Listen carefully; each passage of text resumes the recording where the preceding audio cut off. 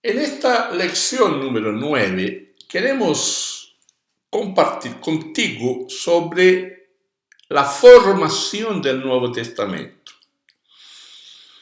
Muchos piensan y hasta es una crítica que le hacen a la iglesia, piensan que el emperador Constantino reunió los obispos de aquella época y dijo: hagan el libro llamado Biblia, o creen la Biblia o el Nuevo Testamento. Y esto es un profundo error. No existe nada de eso. El Nuevo Testamento fue construido o se tornó libro sagrado oficial de la Iglesia mediante un proceso muy largo, de muchos años, y decimos siglos, donde esta Biblia se fue, podemos decir, haciendo una limpieza y una depuración. Muchos de los libros que existen por ahí de aquellos tiempos son libros que nos muestran un poco de la historia, pero ellos fueron siendo rechazados poco a poco por diversas razones, ya sean errores doctrinarios, que no eran escritos por persona autorizada, en fin. Y en esta lección número 9, entonces vamos a ver sobre la formación del Nuevo Testamento. En el periodo apostólico, en cuanto los apóstoles estaban vivos, aquellos escritos reclamaban esa condición, o sea, ellos se mostraban como siendo inspirados. Y en ese proceso todo, después del año 100, segundo siglo, aún no se reconocían libros como Hebreos, como Pedro, segunda y tercera de Juan. O sea, el primer libro del Nuevo Testamento, que no sabemos con claridad cuál sea. Algunos piensan que fue Santiago, Gálatas. Sabemos que el primer evangelio fue Marcos, pero la primera epístola no sabemos cuál fue, con seguridad cuál fue escrita. Pero ya después del año 100 todavía habían libros que no se aceptaban como siendo inspirados. En el Concilio de Cartago, entonces, en el año 397, es que se aceptan o se aprueban el canon llamado hoy de Nuevo Testamento, con la relación de los 27 libros. Este concilio solamente definió el proceso final, algo que ya venía aconteciendo y siendo reconocido. Nosotros vamos a ver cómo estos libros pasaron este proceso, cómo eran seleccionados, por qué ellos se tornaron reconocidos como inspirados. Pero en este libro, esta relación de 27 libros, en el año 397, en el cuarto, casi quinto siglo, y no fue Constantino, y fue un concilio después de muchos años de este proceso, es que se definió este 27 libros como siendo canónicos. El Nuevo Testamento entonces pasó a tener libros históricos como los evangelios. Mateo, Marcos y Lucas son conocidos como evangelios sinópticos, que el significado de la palabra sinóptico es mirar de la misma perspectiva, del mismo lugar, porque ellos cuentan la historia de Jesús en las mismas condiciones, con algunas diferencias de que uno escribe algunas cosas a más y otras a menos.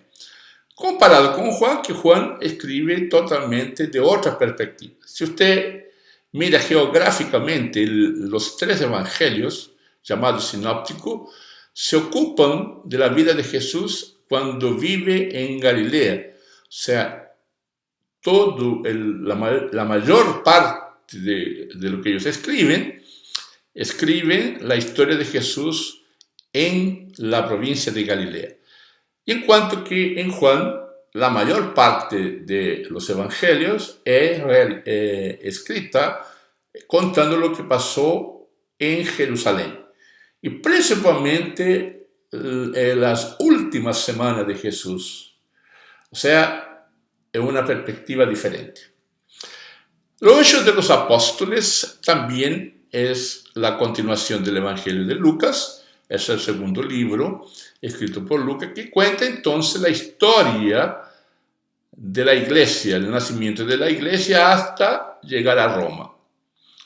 Hasta el capítulo 12 el personaje principal es Pedro, y a partir entonces del capítulo 13 la iglesia empieza a tener el destaque del apóstol Pablo.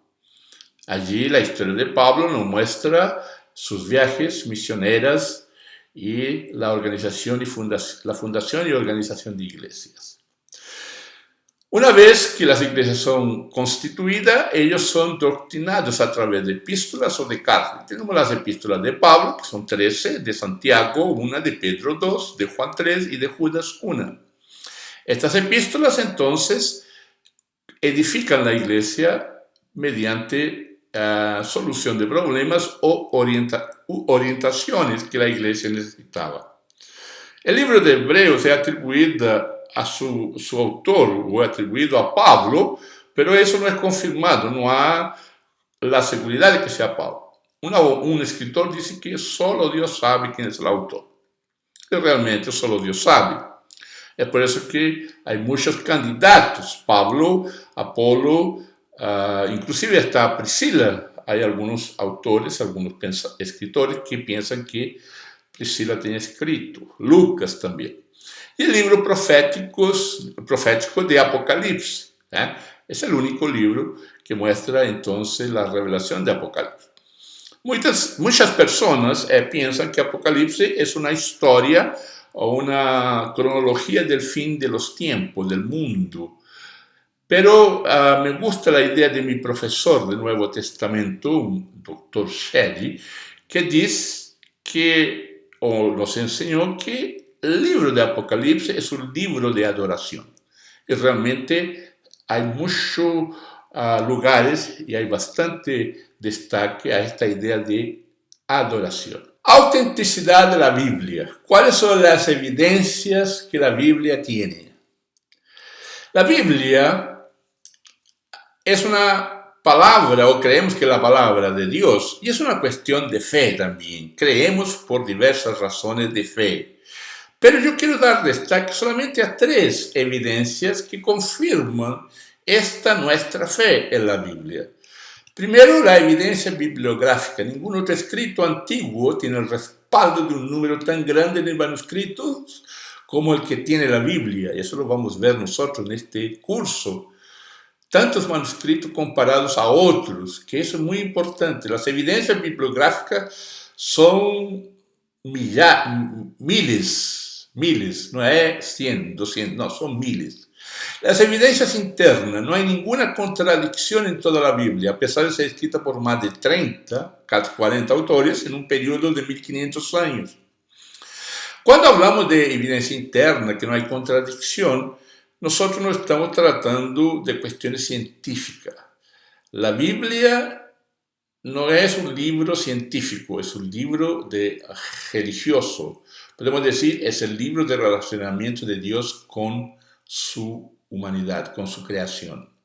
Y la evidencia externa es cuando la Biblia trata cuestiones de historia o ciencia, ella lo hace con precisión, en el sentido que ella no está preocupada en que la ciencia la confirme. Muchas cosas que está siendo vista, la ciencia lo ha llamado con otros nombres. Por ejemplo, depresión.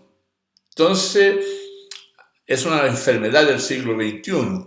Pero si usted lee los escritos de Salmos, de Jeremías, de varios profetas, usted va a ver de que esta enfermedad existía, era la angustia de una manera exacerbada que no tenía el nombre de depresión. Entonces, nosotros no podemos pensar de que la Biblia fue escrita para pelear con la ciencia. No, no ese es el interés de Dios. Dios trata con la naturaleza humana. Esperamos que en la próxima clase tengamos novedad para usted y usted continúe aprendiendo con nosotros.